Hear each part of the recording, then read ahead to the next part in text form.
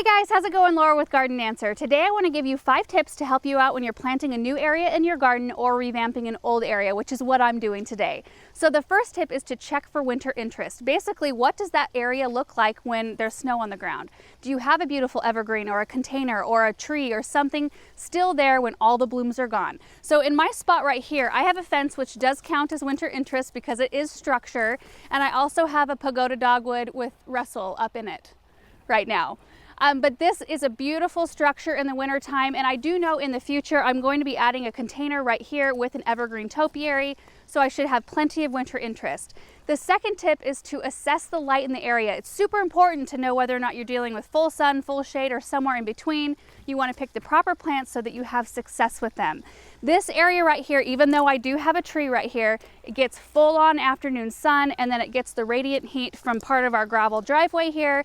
So we have to keep that in mind when I'm choosing plants. The third tip is to make sure irrigation is in place, which you can see I do have some drip tubing running through here, but it's not super consistent. I'm gonna have to maybe add an extra little bit in here.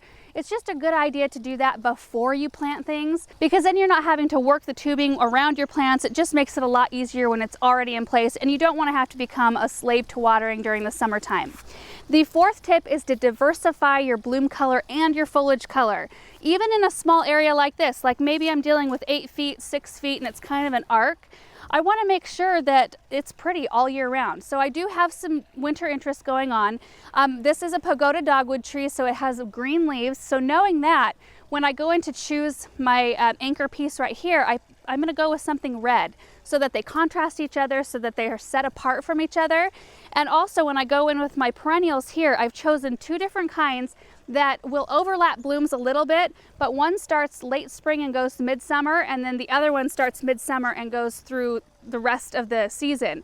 So I make sure to have color all throughout the whole year, and I think that's really important so that you just have something beautiful and you can enjoy all the areas in your garden all the time. And the last tip is to layer. So most flower beds have a natural back to them. They're either up against a building or a fence like this, or the back part of your yard. And so if you layer plants, you start with tall ones first and work your way down. That way you can see each plant individually. There's nothing blocking anything else. If you have a flower bed that you see from both sides, you do your tallest piece usually in the center and kind of go down on either side so that it kind of creates almost a wall or a back in and of itself right through the center. So every area is a little bit different, but those are 5 things that I always check for in every single area before I start. So let me explain what I'm going to do today. There's a couple of daylilies right here. I don't even know what variety they are. They were here when we moved in, and there's a hardy geranium there. So all 3 of those I'm going to dig out, and then I'm going to leave all the tulips here. And then other than that, this whole area will be completely bare. Then I'm going to come in with some irrigation and take care of that before I place my plants. I want to make sure the water is on point.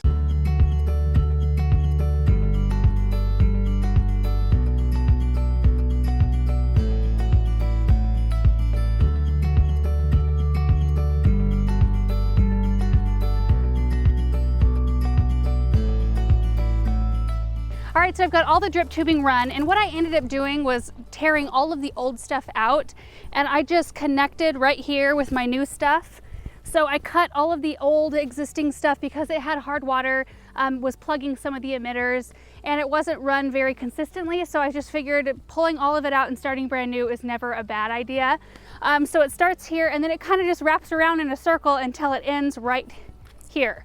And it's actually kind of nice too, because I was able to not run any drip tubing over on this part right here because I don't want any weeds to grow. And once the tree leaves out, you can't even see this spot right here. The next thing I do need to do, I noticed that I have a couple of dead branches in here, so I'm going to clean this tree up, and then I will place my plants and show you everything I'm going to put in this spot. So by a couple branches, I mean a whole pile.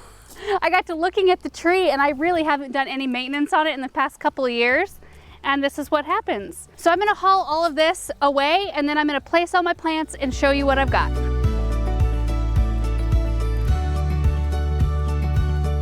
All right guys, so I've got 3 different kinds of plants in this area. So I'm going to start with my back layer first. This is my taller layer. This is called a ginger wine 9-bark. Beautiful, beautiful bronze, kind of orangey red color, which is a great contrast to everything else that's going to be in this area. It grows about 5 to 6 feet tall and wide, and I'm backing it up to this fence because I want to utilize some of the color on the other side of the fence too. So if some of the branches grow in between, that's even better. That's perfect. These are a zone 3 through 7, so very winter hardy, and they do bloom as well, like late spring through early summer. White clusters of blooms that turn into red seed heads, so very pretty interest there. And it also counts as winter interest because NINEBARKs get their name because of the peeling nature of their bark. Their bark is beautiful to look at in the wintertime. So my next layer down is a really interesting plant. I'm so excited for you guys to see this. This is a new one this year called Stand By Me CLEMATIS. It's a bush type clematis instead of vining.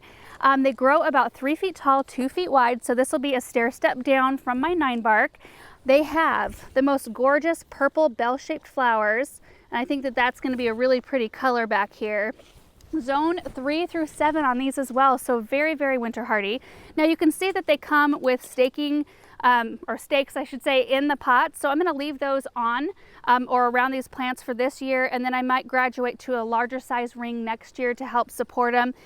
They do benefit from being supported. Or once this area grows up and fills in, I can probably remove all supports altogether because they'll support each other. If they can kind of lean on each other a little bit, they don't need to be staked. But this first year, since they're all baby plants, I'm going to leave those on. The next layer down are orange smoothie daylilies, and I put a bunch over here because I really wanted to make a statement, and that's another thing I wanted to talk to you about. When you use too many different varieties of plants in an area, it can really be distracting. So it's a good idea to pick just a few varieties, maybe 2, 3, 4 maybe at max, and just mass plant them so that it just is a striking effect. So I've got, I don't know, 9 or 10 daylilies here that bloom midsummer and then they rebloom later on in the season, kind of a peachy orange bloom.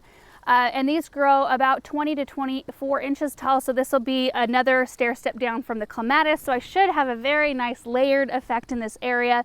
Both of these plants attract hummingbirds, and their bloom times are a little bit staggered. So this one blooms late spring through midsummer. This one blooms midsummer and then again later in the season. So there should be a time, like a short window, where they're blooming together, and it should be beautiful. But I'm glad that they have different bloom seasons because it'll be beautiful all summer long. I'm really excited about this area. So I'm just going to get these all in the ground and then we'll see what it looks like.